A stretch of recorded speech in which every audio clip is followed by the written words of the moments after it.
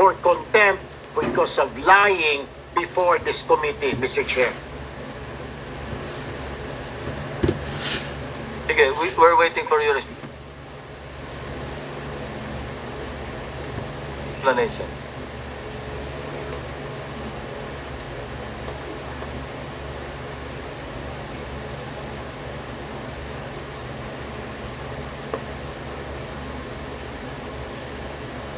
Sir, kaya nga po nung sinabi ni Engineer Bryce kanina, ito po kasi yung tinatawag na in-house Contracting. contractor. Kumbaga, ang magkakasosyo po dito, ang Sino-sino? pinamumunuan po ni boss na yung 40% sa share, 20% po si Boss Bryce, 20% po sa akin, at 20% po si Engineer Paul Duya po. So, ibig sabihin, pag in-house, papel lang yun, no? Hindi nagkaroon ng proyekto, kayo lang gumawa. Ginamit yung lisensya ng contractors. Hindi naman po sinasabing Hindi ghost. siguro lang.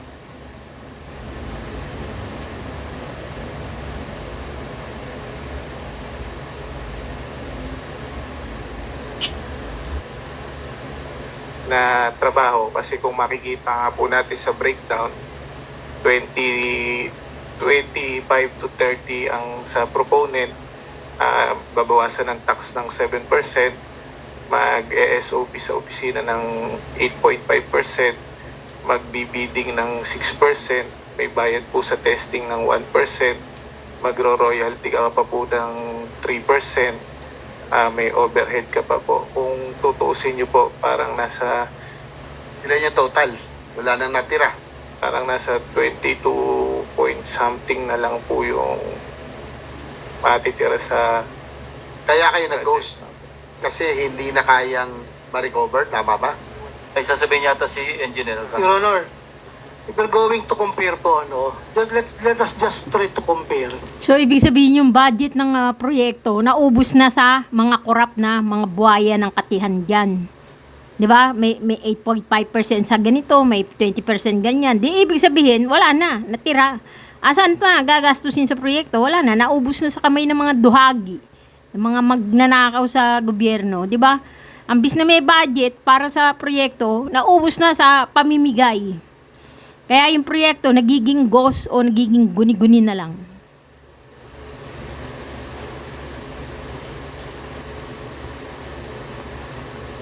Impake, sana tinanong mo saan galing ito mga iyo. Napakarami naman. Kung sabing hulog ng langit yung pera na yon. So it must have come from somewhere. It must have come somewhere na illegal.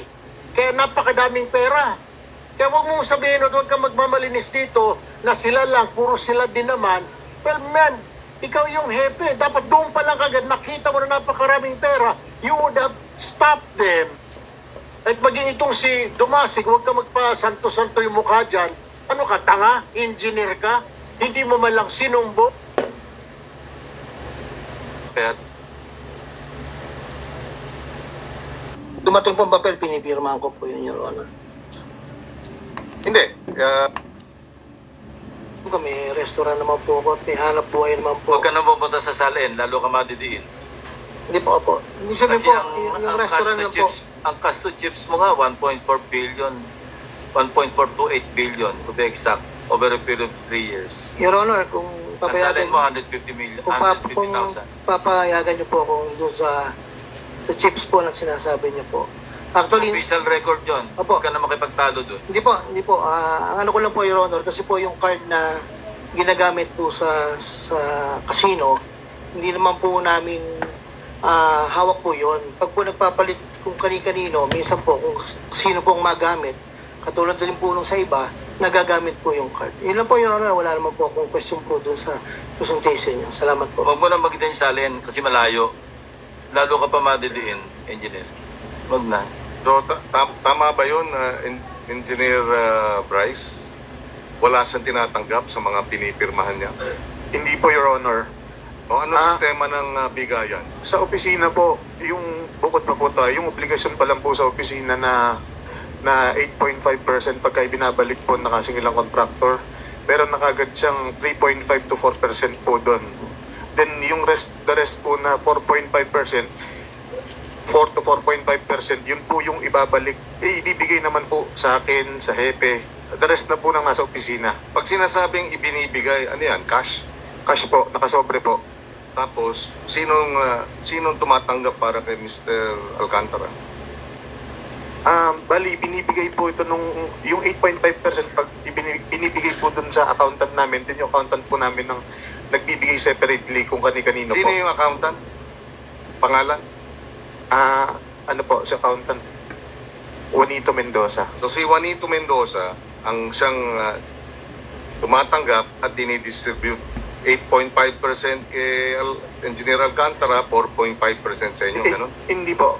Total po yung 8.5%. Okay. Yung 4% po doon kay Boss Henry. Tapos... Okay. So si Juanito Mendoza, ano? Juanito Mendoza po. Mendoza rin? Kamag-anak ba ni... Hindi po sila magkamag-anak. Okay. Siya ang tumatanggap at siya Opo. ang nagdi-distribute sa loob ng envelope kay Alcantara sa inyo. Opo. Sa inyong lahat, gano'n? Opo. So, Mr. Chairman, patawag din natin. Shop back to school items on Lazada. Pinatawag po kami ni Boss. Meron po ako sinulat. Okay lang po, babasahin ko na po.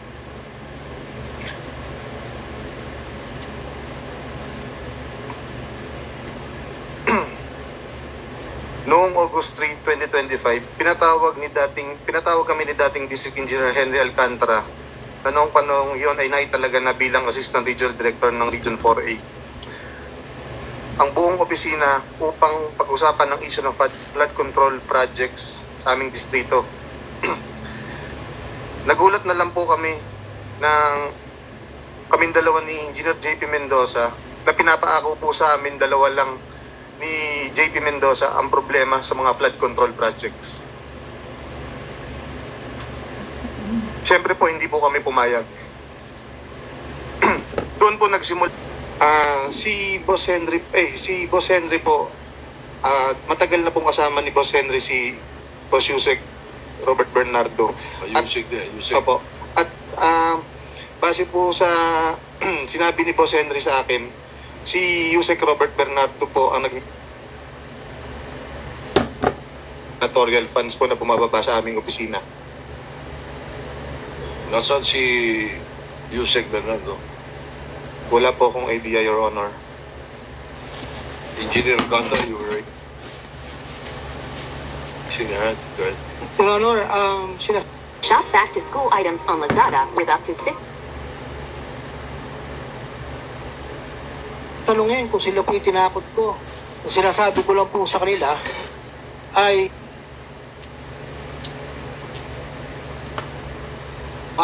during kung ano ang nangyari sa meeting na ako ba'y galit na galit sa dalawa.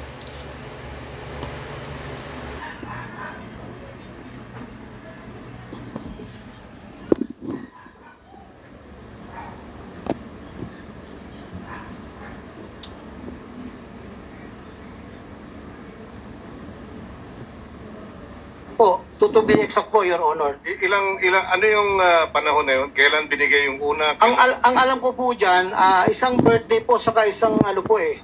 Kailan Basta ang may birthday okasyon mo? po eh. September 7 po, Your Honor. So yung GMC, Nauna po yung Last year. GMC po yata, Your Honor. Hindi ko na po ma-recall last po ano year, po nauna. 2023, Parang 23 po yata.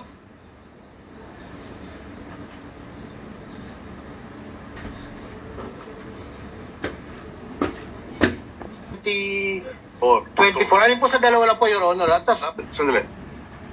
So, matagal nang binibigay sa yung mga regalo, hindi mo ba nagtatanong o hindi ka nagtataka saan galing yung pera?